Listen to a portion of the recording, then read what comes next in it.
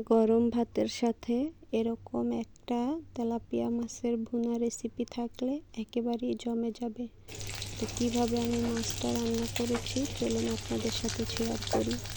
আসসালামু আলাইকুম। এখানে আমি প্রথমে মাছগুলো সুন্দর করে লাল লাল করে ভেজে নিলাম।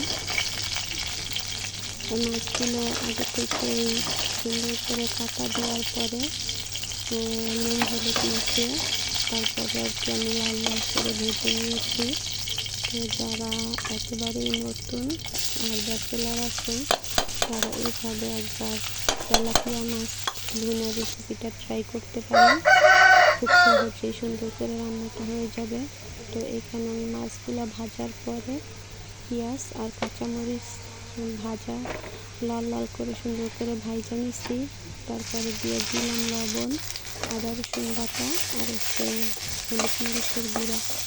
তো এটা আপনারা আপনাদের পরিমাণ মতনই দিবেন।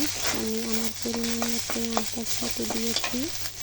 তো তারপরে সমস্ত মশলাটা একটু ভাজা ভাজা করে এখানে আমি কষানোর জন্য পানি দিয়ে দিলাম। মশলাটা যত বেশি কষাবেন তত বেশি তরকারিটা মজা হবে। এখানে আমি 2-3 বার করে একটু একটু করে পানি দিয়ে তারপরে মশলাটা কষায় নিচ্ছি। যখন মশলার উপরে তেল উঠে গেছে তখন আমি মাছগুলো দিয়ে দিতেছি। ভিডিওটা দেখতে দেখতে যারা এই পর্যন্ত আসছেন দয়া করে ছোট্ট একটি লাইক দিয়ে দিবেন।